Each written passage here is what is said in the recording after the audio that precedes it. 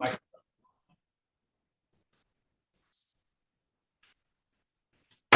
Order Board of Zoning Appeals for August 11th, 2025. First item on the agenda is our approval of minutes from July 28th. Chairman, I recommend approval of the minutes from July 28th, 2025. Motion by Mrs. Peters, second by Mr. Milburn. All those in favor raise a hand. All opposed, same sign. That one carries 5-0. We have a request to continue BZA 2025-026 again, this time to August 25th. Yes. Okay. The notices ran a little later than we were expecting, so it wasn't quite ready for this meeting, but they have ran. Yeah, they have ran, so they will be good for the next meeting. Okay. Take a motion to move to August 25th. Motion by Mr. Mull. Second by Mr. King. All those in favor raise a hand. All opposed, same sign. That motion carries 5-0 to move that one to August 25th. Do we have any other special? Oh, Mr. Prime. Item from the floor, Eric Prime, 225 South Emerson, Van Draven Law Firm, representing petitioner. It's your item BZA 2025-028, special exception. We need some additional time to work through some things with staff. We should have an appointment set tomorrow, as a matter of fact. So if we could get this moved to the 25th as well, we appreciate the extra time. Do we have room to move them to the 25th? We do. I think we only have one item. We've continued one item. This will be the third. So this would be our third item, and staff is supportive of this continuance. As you mentioned, we've already set up a meeting tomorrow. Okay. Motion to move, Mr. Mull. Second by Mr. Milborn. All those in favor raise a hand. That motion carries 5-0 to move BZA 2025-028 to the August 25th meeting as well. Any others? All right. Seeing none, we'll move on to findings of fact. BZA 2025-025, which was a development standards variance for petitioner Thomas Vander Lutgaren on behalf of 1170 Kentucky Avenue LLC for property 1462 West Hills Crossing Drive.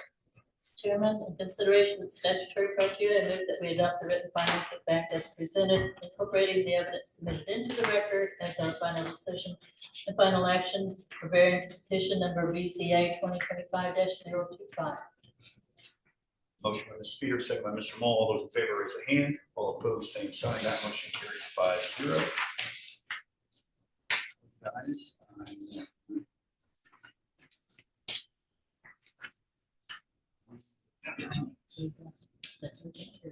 yeah, I know. I was just noticing one of the ballots. I was looking wrong. We're good.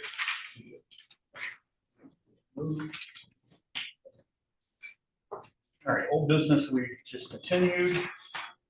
Any old business from the floor? Seeing none, we'll move on to new business, which first up is BZA 2025-027. This is a development standards variance for 2807 South State Road 135. Petitioner is Greg Ilko on behalf of Crossroads Engineers, requesting relief from 3 sections of the Unified Development Ordinance. Number 1, to increase the maximum front or east setback from 80 feet to 283 feet. Number 2, to increase the maximum front or west setback from 80 feet to 96 feet. And number 3, to allow a dumpster enclosure in a front yard. Is everything in order for this petition? Everything is in order and in our file.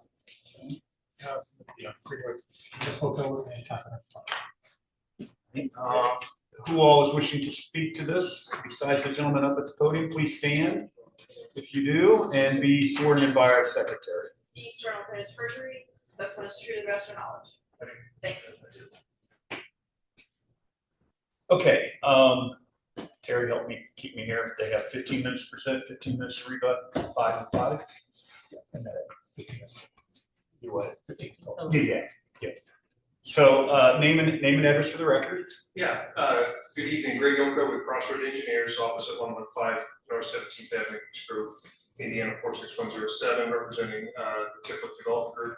We've got Brian and Bob Tippler in the audience, and then also they are the developer, the owners of the property, Swartz Crossing Development, Pete Cleveland, Scott Swartz in the audience. Pete will be legal representation for Scott if the need arises. As discussed, if you want to pop up the PowerPoint there, that'd be great. Yep. Hang on one second. So who do we have online? Is that for this petition? That's for the next one. For the next one. Okay. And then you will have 15 minutes to present collectively. And then if there are any remonstrators, you'll have 15 minutes to remonstrate collectively. And then 5 minutes for rebuttal, 5 minutes for rebuttal, and then the public hearing will close at that point. So, all right, Mr. Ilka, tell us why you're here. Let me get the PowerPoint on, don't start the clock yet. There. Excellent, thank you. We're here as described in the agenda for the variance request of property to be known as a future lot of Block A in the Schwartz Crossing Commercial Subdivision. Some quick, maybe. How do I advance? There we go. Thank you. Oh, just got the screen, thank you. Quick reference, the subdivisions on the western part of Greenwood jurisdiction on the east side of 135. Here, more specifically, it is within the Schwartz Crossing Commercial Subdivision. It is located in the southeast corner of Stones Crossing and State Road 135. Specifically within the commercial subdivision, it's Block A, approximately 7 acres of the replat of Schwartz Crossing commercial subdivision outlined there in magenta. The existing zoning around the property, and a lot of this is in the staff report now, but just run through it real quick. So the yellow star is the project zone. We are CM, and the majority of Block A is CM. So we have CM to the north and to the south of us. We've got commercial large CL to the east of us. And then on the west side of 135 is Bargersville District C3, which is their commercial district.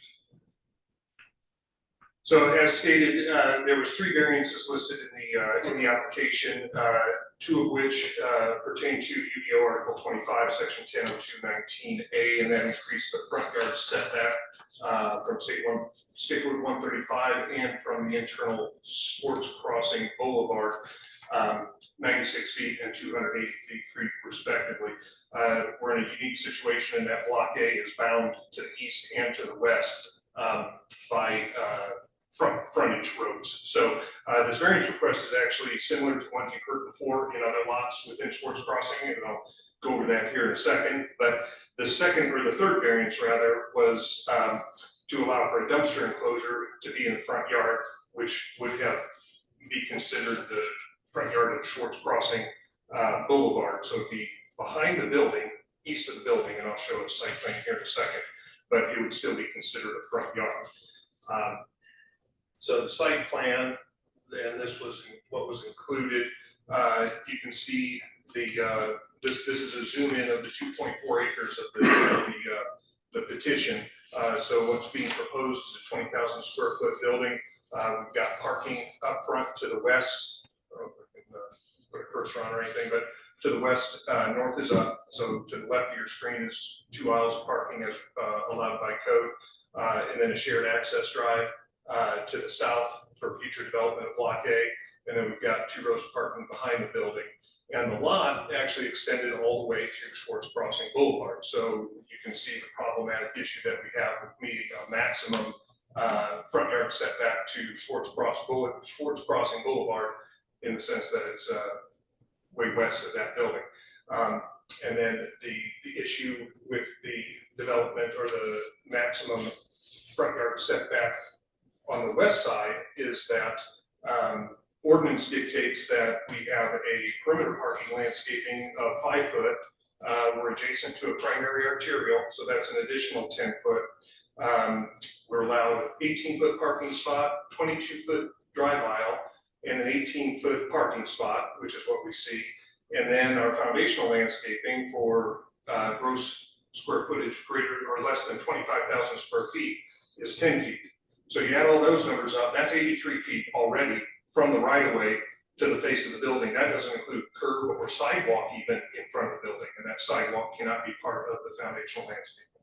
So for that reason, we've got that building pushed back to 96 feet, because what we have is we've got curb width and we've got 5 foot of sidewalk in front of that 10-foot foundational landscaping to provide to meet those ordinances. The dumpster, as you can see, obviously is in the back of the building. but Schwartz Crossing Boulevard serves as a frontage. We did receive a staff report, and we understand that it was a recommended to deny, and we understand what the concerns were with staff. So we scurried over the weekend and today had some conversations. I think we have an opportunity to eliminate 2 of the 3 variances, variance 1 and variance 3. If we go ahead and talking with the buyer and the seller, who are both here, replat not just the 2.4 acres, but we replat a 1.4 acre tract for the 20,000 square foot building, and then the east parcel that you're seeing on here of 1.04 acres, which would basically then separate Schwartz Crossing Boulevard from the development of the 20,000 square foot building, and that eliminates the max 80-foot setback, and it eliminates the dumpster in the backyard. What we still have, for reasons that I described, was the max 80-foot along State Road 135. So parking access easements would be shown on the final plat. Final plat change as this comes to fruition, should variance be approved. And I know that there has been staff mentioned to me, and I know that there's been ongoing discussions with regards to a potential access to the north from behind the building. I will say that it has no bearing on my front setback ask, that those discussions may come up. I know that remonstrator is here this afternoon, so he may speak to that. And if there's questions I can answer on it, I will, or Mr. Cleveland will, but it really has no bearing on the 80-foot exceeding setback asked along 135. So my amended petition, if the board would be so inclined, the developer, the Tiplets, would commit to subdivide Block A in substantial conformance with that exhibit as I presented. And then I would formally withdraw variance 1. I would formally withdraw variance 3. 1 being the setback from Grove Crossing Boulevard, 1 being the dumpster, I think. I might get those things, Kevin, I'll let you fix Yeah, it. one is the dumpster. Okay, 1's the dumpster, 3 is the setback from Grove Crossing. And then variance 2 remains being from UDO Article 25, Section 2, as included in the original petition or application. So going through the findings of fact, real quickly, just for variance 2 to increase that maximum setback, as far as not being injurious to public health, safety, morals, that increased distance has no negative impact to traffic movement. It actually increases visibility about State Road 135, taking that building back a little bit more. Use and value of the area, the property will not be affected in substantial adverse manner. Again, this is consistent actually with the Vision Quest. The Vision Quest requested the exact same variance. I think they were 92 feet, we're 96 feet because of sidewalk width, but so the use and values are not going to be negatively impacted or affected in an adverse manner. The strict application of the zoning ordinance results in practical difficulties for those dimensions that I mentioned, just having the 10-foot plus the 5-foot, and then the allowable parking area, and then the 10-foot foundational. That pushes us beyond 80 already. And then the last one, the structure is not regulated under Indiana code for the navigation test. And so just real quick, here's that ask, just in the same subdivision, this is in Block B. So we had a proposed 92-foot max building setback, and actually we were 92 foot from Schwartz Crossing Boulevard on that one. So that one we ended up just centering the building in the middle, but we couldn't hit 80 either way. One way, or we couldn't hit 80 one way or the other, and staff supported, and this was approved by the BZA back in 22. I think it says click to join, you can't see it, but I think it was 22. Yeah, doesn't really matter what the docket for one, but it was back in 22. And so I ran through that really fast because I have no idea where I'm at with 15 minutes. You have 5 minutes. But, well, perfect. I'll just I'll yield my extra time in case there's some questions or extra commentary that needs to be made. So with that being said, I would appreciate input and the ask of accepting the commitment to replat as described, the formal withdrawal of variance 1 and 3, and the approval of variance number 2. Thank you very much. I do have one question. I know you hit on it a little bit, but you had a much more detailed answers to the statutory criteria. The staff report, you've seen the staff report, you do agree that everything written in there is what you responded with, correct? I believe I did, yes. Thank you. Okay, anyone else wishing to speak in addition to Mr. Ilko for this petition? If not, anyone wishing to speak against? There was one for in favor. Oh, there was somebody want to speak for it? Yes, thank you. Good evening. Pete Cleveland, attorney for Sports Crossing Development. Swords here. My office is at 9785 Crosspoint Boulevard, Indianapolis 46256. I think my comments are more relevant to rebuttal. So I would be speaking to support the petition, so I would defer until after the last check as a constituent. Do you want to speak for? He's going to speak now. If he's for the petition, he needs to speak before. He said rebuttal. He'll be able to. Okay. He'll answer rebuttal. All right. So, So I'm in so now favor, that in you're- favor of the yeah. petition. Now that you've been stated and sworn in, yep, I understand. You're good. All right, in rebuttal?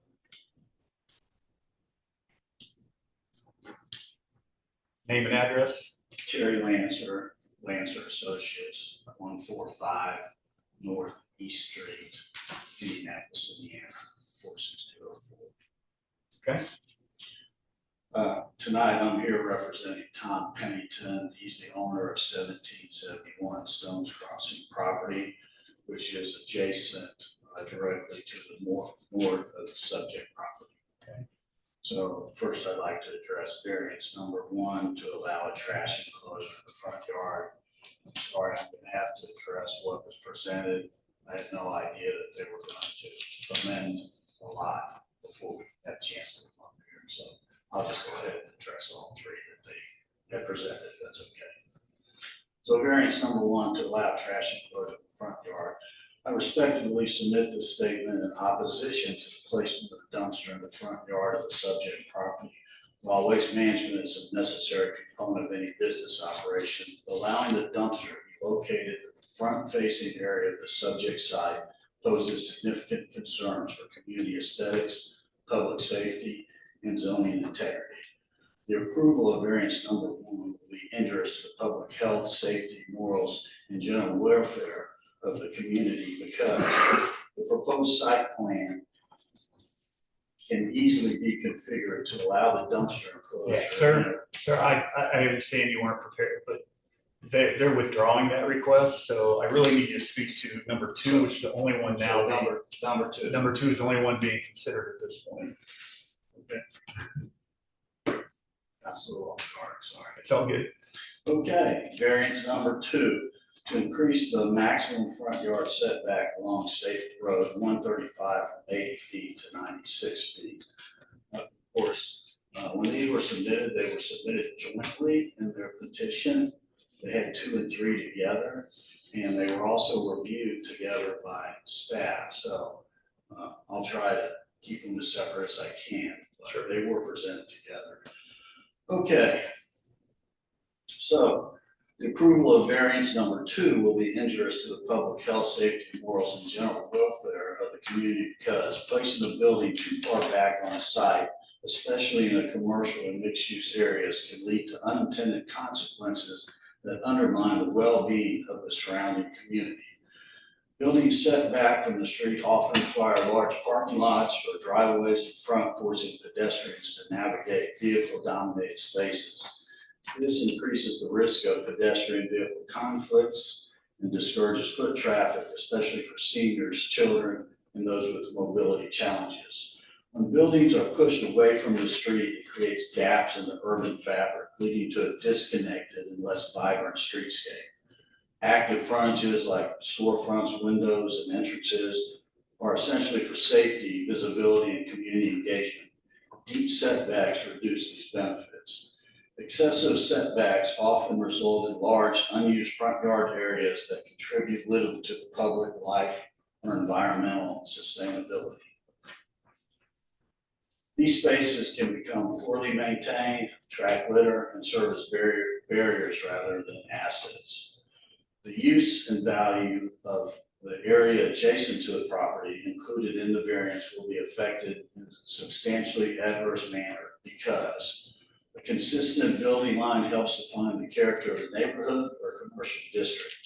Deep setbacks disrupt the rhythm and can make areas feel less cohesive or welcoming. In walkable communities, proximity to street fosters interaction, accessibility, and a sense of place, qualities that are diminished when buildings are isolated by distance. A building placed far back may physically block or complicate future access routes, utility extensions, or shared infrastructure with adjoining undeveloped parcel. It can prevent logical site circulation, making it harder to create walkways, drive aisles, or coordinated development plans.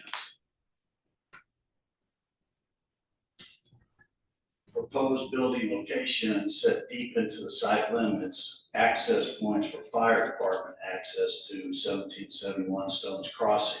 And this isolation can hinder long-term potential of the Pennington lot, reducing its marketability and functional integration into the community. So it's a very large lot. They have plenty of room to plan. We definitely feel that they could make more time to plan to meet all the variances to allow future development and not hinder this developing neighborhood. So in light of these considerations, I urge the board to deny the request for variance that would permit the increased setbacks of the subject property. Preserving the integrity of our zoning standards is vital to maintain a safe, clean, economically vibrant community. That's all I have. Okay, thank you. Mr. Ilko, you have 5 minutes to respond to that. Is there anybody else? Yep.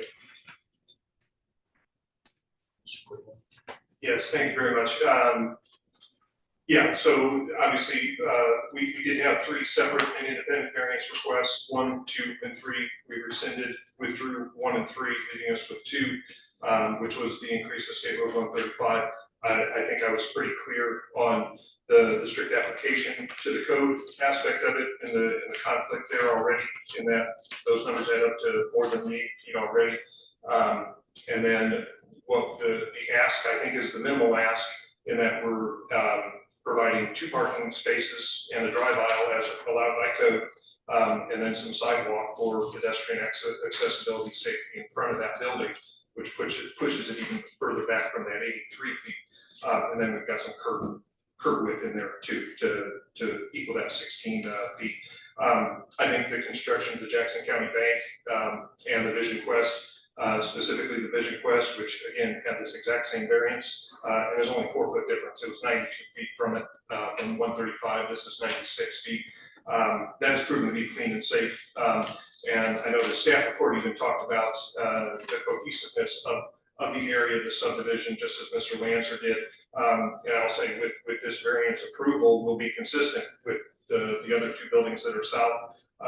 And speculative, but I have seen, I think, what might be proposed to the south, and they're doing 2 parking aisles and 2 parking spaces in the drive aisle also. So they're going to be back there as well, speculating, but I just wanted to throw that out there. As far as the access to the north, I know those conversations are going, and they can still want to go. That's with the back of the building. Our front of the building, for the reasons I have explained, needs to be 96 feet from State Road 135 right away. So with that being said, I would just appreciate a positive vote, and I'll be happy to answer any more questions you might have. Mr. Cleveland, you got a couple minutes if you want to add anything. Sure, thank you. So, would an aerial photo be permitted, or? You have an aerial photo on, I think. I've got a flash drive. Yes, that would be permitted. IT can help, or Greg can help on that. And you permit examination of the witnesses? No. Okay.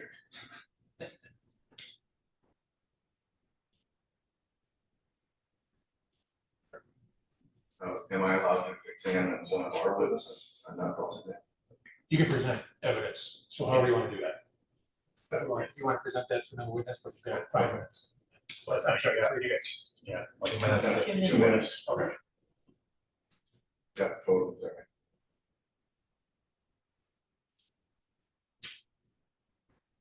So, the area boxed there is Mr. Pennington's lot.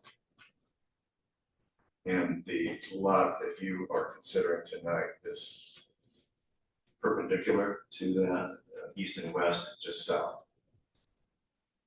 So, point. This is Mr. Pennington's lot. The subject lot is right in this area. And Mr. Pennington's representative suggests to you that what now is a single front yard setback variance here has some detrimental effect to the community, possibly his lot here. Now, Mr. Pennington informed us just last week that he is considering developing an apartment project on his 1/2 acre lot there. Now, you may be skeptical about how that can be achieved physically, but that proposition has been made and actually presented to staff on an inquiry basis at this point in time. The question regarding access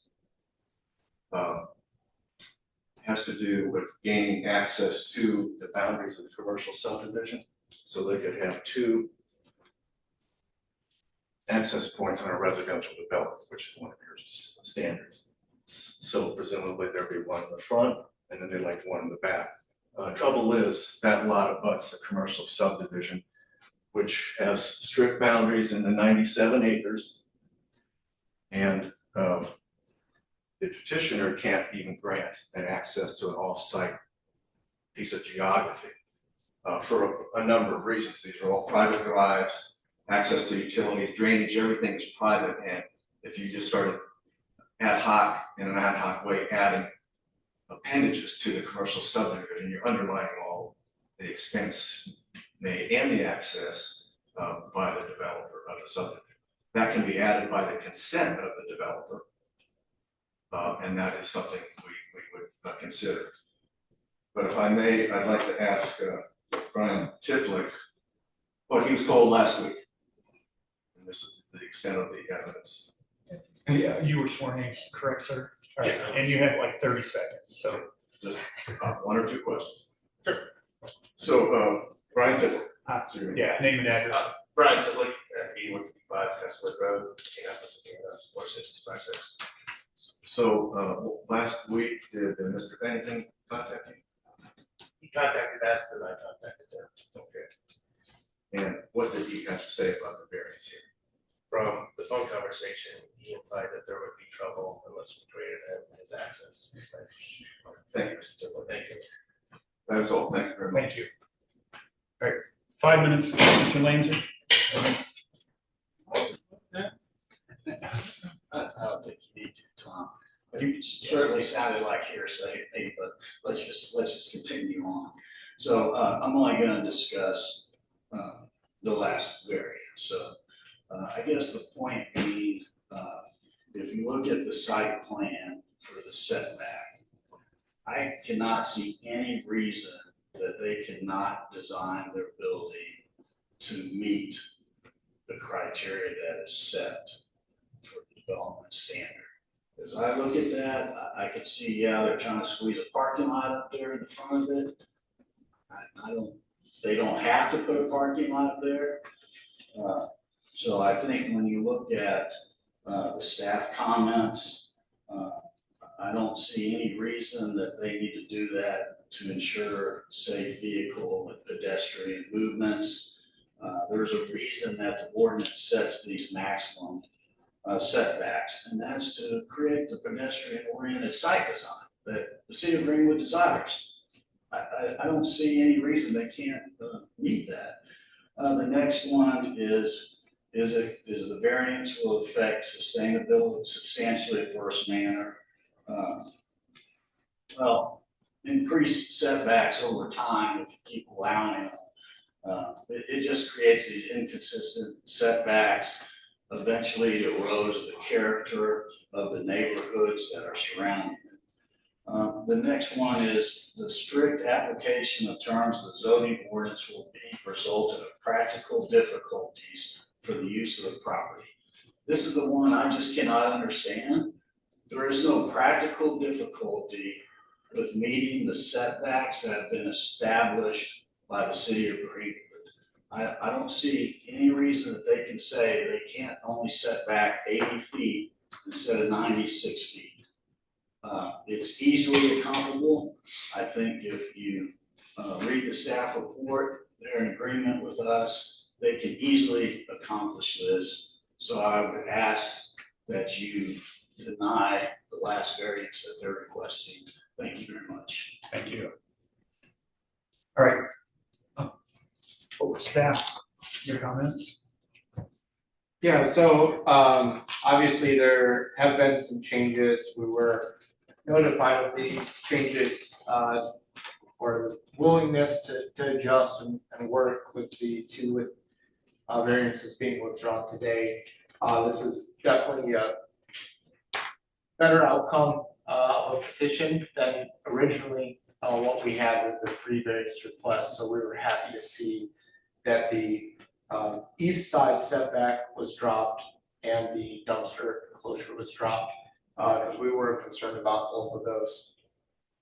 Regarding the west setback, like I said, we're in a better place than we were, but there really is no requirement to have 2 rows of front parking there. I think the differences between the Vision Quest and this block is that the Vision Quest was a singular lot, and if you were to meet one setback, you'd be out of compliance with the other setback based on the size of the building.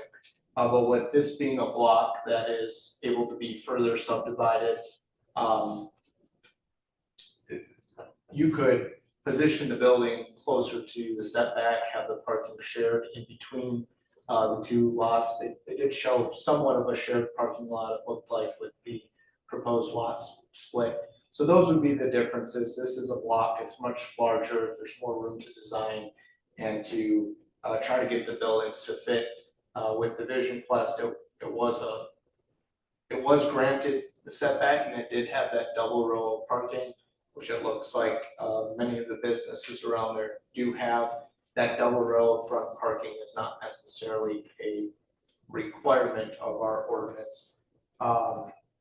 With that being said, if you do choose to approve the variance for the west setback, we would agree. I think they had offered the condition, but we would like a condition that the variance for the setback is only applicable or conditional upon the block being subdivided, so that east side is compliant with the setback, and that dumpster area then would become a rear yard. It would not need it at all.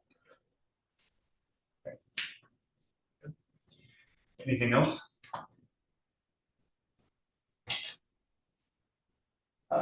I don't have anything. Staff is here if you have any questions for us. The last thing I'd say, just it was a little difficult with the amount of time. I think we were ready for tonight, but that would be the only other comment, that we're still adjusting as the petition changes. I'm sorry, Mr. Elko, we are have to close the public hearing based on what we heard. So, all right. So do we need to take a formal vote to take the withdrawals, or they simply are able to withdraw? Okay, so 1 and 3 have been withdrawn. I have a question for the petitioner very quickly, just to hopefully avoid any other issues. What is the rear setback, or what would that rear setback be with that line drawn through? It would conform to ordinance. I Okay, made sure that dumpster was off of that line. okay, so it's a 30-foot rear yard setback. No, there's no max, so you can be more than 30. I was gonna make sure that was a. It's 30 to the rear. Yes. and for accessory structures as well. Oh, the dumpsters. Okay, then. No, I'm just talking about the main Oh, building. I thought you were talking about the dumpster. No, no. I had a freak out moment there. It's like, no, I know the dumpster's okay. Yeah, because we've got 11 plus 18 plus 5 plus 10. So Okay. more than 30 to the All right. rear of that line I showed. Thank you. If I may, I'll add on to that condition that it would be that max setback exceeding would only be for the lot for the 20,000 square foot building we're showing here. I would bump it down even more if that helps. For the presented petition for this specific block. Mr. Moll, questions? No, I think I'm. Mr. Milburn? Mr. King? Mrs. Peters? I have one question, and I think mostly for staff. How many spaces, parking spaces are required if the front of the building is going to be facing 135? Expecting parking to be in the rear of the building seems a little odd to me. So how many spaces are required for this building? Are you comfortable sharing the proposed use? Talk to my clients on that. The parking is based off of the proposed use, and we would have an answer for you based on that. Yeah, what we show was like what was meeting the minimum requirements, and I apologize, I don't have that number off the top of my head, but for the 20,000 square foot building in this use, the parking spaces that you see, that's how many spaces were required, that met the minimum. Okay, you had said 18, and that was sounding what I'd heard in the past. 18 is the length of the parking space, there was a. Well, I counted 18 spots there, so Oh, that's okay. why, that's why I was asking. And I got you. I guess my question is there an expectation in that they should be parking in the back of the building, even though the front of the building is the access point, and trying to walk all the way around? I'm trying to understand the thought process. And I guess it's,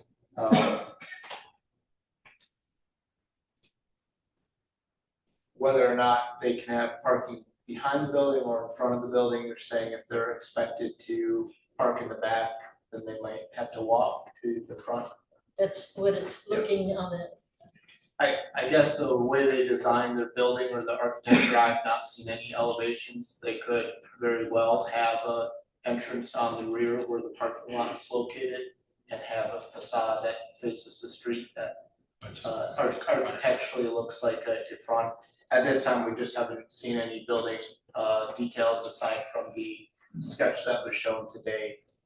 okay, I was just trying to figure out what the, My question The thought was- would be, if this is laid out both front, back, and side parking to meet the minimum, and we don't allow them that space, they're gonna have to shove another 15 spots somewhere else.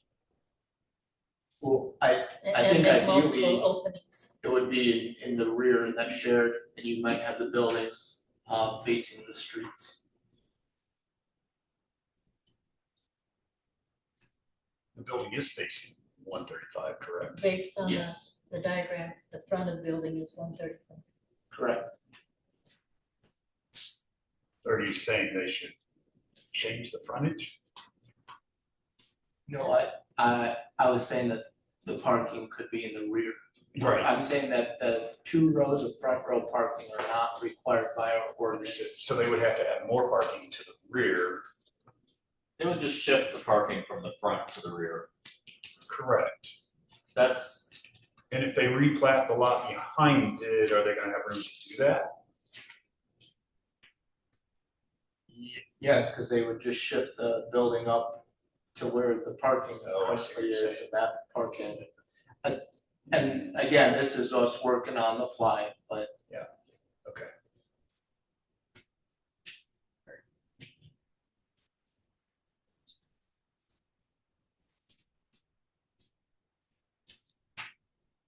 Yeah, I don't see the harm either to the public or adjacent businesses to have the 2 rows of parking in the front and the additional frontage based on all the evidence laid out and the fact that the buildings next to it already have the 92 foot, and I get the reasons why, but also from a uniformity standpoint, that lines up Similar. more similar. I think strict application can be seen either way, but there does appear to be some difficulty here. Yeah. And you're gonna force a lot more foot traffic from the back around to the front, which seems more dangerous than the front. Is having, if you're insisting on having an access to come in on the back, where is the stocking of the facility gonna come in? It's gonna have to come through where these people are parking. My bigger issue were the ones that were withdrawn, the Yeah. large setback on You know, other frontage, if you will, and then the dumpster. I don't think there's an argument for yeah, the I state think road 135 side. there would be practical difficulties moving all of the parking to another location. You want to have other, I only had concerns until they withdrew it. Once they withdrew and said that they would replat, because I agreed with staff, it's not platted. This is a little early, a little big ask, so my issues from planning side are gone, so. I will take a motion to admit all the evidence in the record. Mr. Chairman, I move that we admit all evidence submitted, presented in regard to this matter, including notices, receipts, maps, photographs, written documents, petitioner's application attachment, petitioner's detailed statement of reasons, staff reports prepared by the planning department, certified copies of the UDO and comprehensive plan, testimony of the petitioner, city planning staff, and your administrators, and all other exhibits presented, be they oral or written, for consideration by this board in regard to the petition and to include testimony of those present this evening. Motion by Mr. Moll, second by Mr. Milborn. All those in favor, raise a hand. All opposed, same sign. That motion carries 5-0. Take a motion on request number 2, which was to increase the maximum front of the west setback from 80 feet to 96 feet. I move that we approve the request with the condition that that this be contingent on the replat of the block to be subdivided so that the east setback is no longer. Second. Sorry.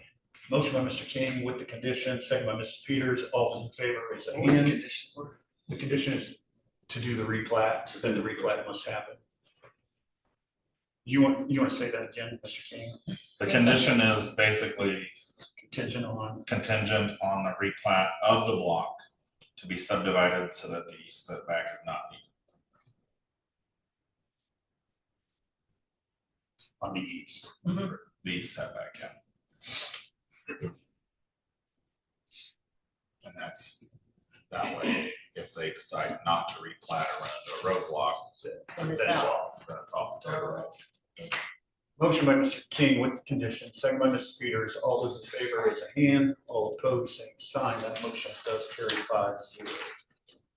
Thank you. Take a motion to direct corporation council draft the findings of fact. Chairman, having considered the statutory criteria, I move that we direct the Corporation Counsel's Office to draft written findings of fact regarding our decision on the variance request presented in variance petition number BZA 2025-027. Said findings to specifically incorporate the staff report and the evidence submitted into the record for consideration and adoption by the Board of Zoning Appeals as our final decision and final action regarding this petition at our next meeting. Motion by Mrs. Peters, second by Mr. Moll. Those in favor, raise a hand. All opposed, same sign. That motion carries 5-0. You have been approved. You have some work to do with getting the replatting and all that before you come forward, but Yes, you don't need to be here in 2 weeks when we take final. appreciate it. Thanks, guys. Thank you all. Thank you. Thank you. And then the staff report. Next up is BZA 2025-029. This is 1100 Devonshire East Drive. Petitioner Kevin Hoffman, on behalf of FP Partners, requesting relief from one section of the Unified Development Ordinance to allow an accessory structure under 300 square feet to be made of metal. I don't believe there's anyone in person here. It's just you, sir, online, and we have good visual, and I believe we have audio. So Yeah, can you hear me? I can. Can you hear us? I can, yes. So is hang on one second, sir, or is everything in order for this one? Everything is in order and in our files. Also, but the comprehensive plan, Yeah, guys, can we go outside, please? Thank you. All right, name and address for the record, sir. Kevin Hoffman, address of the property 1100 Devonshire East in Greenwood. And then I do need to have you sworn in by our secretary, so if you could raise your right hand and be sworn in. Do you swear to commit perjury, testimony is true to the best of your knowledge? Yes. All right, tell us why you are here. We're here in regards to ordinance for section 1003-13, building a other structure under 300 square feet out of metal. The request here is to install a prefabricated pergola, 10 foot by 20 foot at the apartment complex near the pool area for added shade and use of the residents. And we have your answers to the statutory criteria that were written in the staff report. Did you agree that those were your answers? Yes. Okay. Anything else you'd like to add before I ask staff for their comments? Not at this time. All right, staff. Staff is favorable of this request. Since it is a pergola on a residential property, it does fall under our accessory structure code, which typically we call for a wood structure. I think in this case, since it's going to be used quite often by a lot of people, the metal structure makes more sense. Also, it's basically in the middle of the property. The only way you'll be able to see it's from Arnie's next door, but it's not going to be visible from any public right of way. So I don't see any issues with this. Okay. Mr. Nelson. Nothing bad. We're fine with this request. I will, sir, anything else to add after that? Otherwise, I'll close the public hearing. Nothing more to add. Yeah. All right, close the public hearing. Mr. Mull, any questions? No. Mr. Milborn? No, Mr. King? No. Ms. Peters? No. None for me. This is pretty straightforward. I will take a motion to admit all the evidence in the record. I move that we admit all the evidence presented in regard to this matter, including notices, receipts, photographs, maps, written documents, petitioner's application, attachments, petitioner's detailed statement of reasons, the staff report, prepared by the planning department, certified copies of the EDO, comprehensive plan, testimony of petitioners, to the planning staff, and your administrators, all their exhibits presented, oral, written, for consideration by this board in regard to petition, include testimony of those prisoners. Motion by Mr. Mull, second by Mr. Milborn. All those in favor, raise a hand. All opposed, same sign. That motion carries 5-0. I'll take a motion on the docket itself to allow an accessory structure under 300 square feet to be made of metal. Move to approve with no conditions. Motion by Mr. King, second by Mr. Mull to approve with no conditions. All those in favor, raise a hand. All opposed, same sign. That motion carries 5-0. I will take a motion to direct the Corporations Council to draft written findings of fact. Having considered statutory criteria, I move that we direct the Corporations Council Office to draft written findings of fact regarding our decision on the variance request presented in variance petition number BZA 2025-029. Said findings specifically incorporate the staff report and evidence submitted into the record for consideration and adoption by the Board of Zoning Appeals as our final decision and final action regarding petition at our next meeting. Motion by Mr. Mull, second by Mrs. Peters. All those in favor, raise a hand. All opposed, same sign. That motion carries 5-0. You are welcome to proceed. And you don't need to be at the next meeting when we take final action. So Thank you all for your time. thank you. I'm assuming no new business from the floor since there's no one else left. Any announcements? We are trying to have a public meeting on the 16th next month, so I think it is the 16th. I messed up the date earlier today, but I believe it's the 16th. We'll mark both dates on your calendar for that evening. It'll be a design workshop, so I'd love to see you guys there. Saturday or wait, It's Tuesday? September. September. Tuesday the 16th, because I will be out of town. It's Tuesday. Tuesday the 16th. I will be in Texas. Enjoy. Work, so it'll be all right. That's If no other announcement, I do have an announcement. So after 23 years on this board, I did take the step today in this meeting with the mayor and asking him to find me a replacement going forward. I told him I'm willing to go even into next year, but by the end of the year was kind of my goal.